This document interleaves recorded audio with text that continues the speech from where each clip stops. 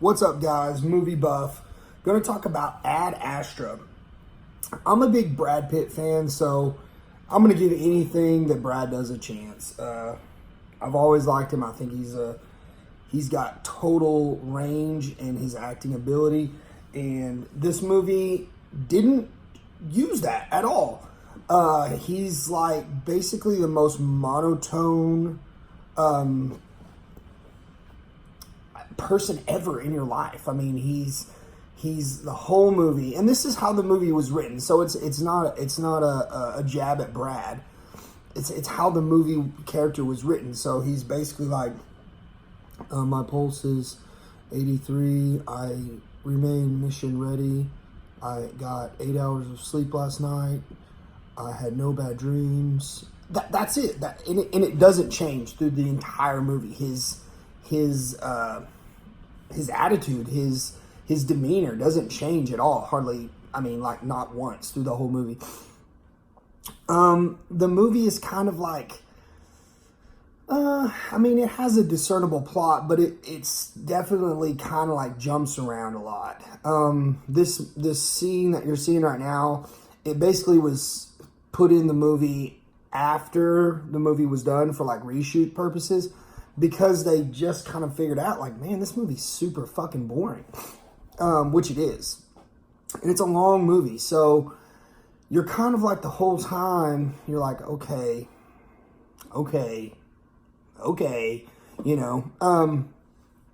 It's not terrible. I liked it better than First Man, and I didn't hate First Man, but again, the character in that was very similar. It had a monotone choice of the way they portrayed the character. And I wouldn't say it has any action scenes in it, but it definitely has some scenes that break up the monotony of the boringness. The movie is basically about, without spoiling anything, Ad Astra means to the stars. So that kind of clears that whole thing up, because I was like, Ad Astra, what does that even mean? It means to the stars. Okay, so basically on Earth, they're experiencing these power outages that are basically like electrical storms that could potentially like wipe out human life, like on a mass scale, right? And they think it's coming from this space project ship that was Brad Pitt's father's space project ship that's like in Neptune. Okay, now in this world we can travel to Mars, moon, no problem. Like people just go to the moon for like a vacation, and the moon is like got a Starbucks on it and got a McDonald's on it, and it's a mall. It's very like, oh, no big deal. Now, anything past that, Jupiter, Neptune, it's going to be more like military based or high scale, high society people. But they're sending Brad because not only is he one of those rare people that his heart rate doesn't ever fluctuate. He just stays the same no matter how traumatic the experience is. His heart rate just stays the same. He stays calm, cool, and collected, so he can make the journey. But they're also kind of using him as, this is your father and you're the son, so we're hoping that you can like talk to him, and whatever he's doing in the Lima project, like it's causing these power outages all over the world and these electrical like phenom storms, that you can get him to stop, or you can figure out how to stop it, because otherwise basically the world is doomed.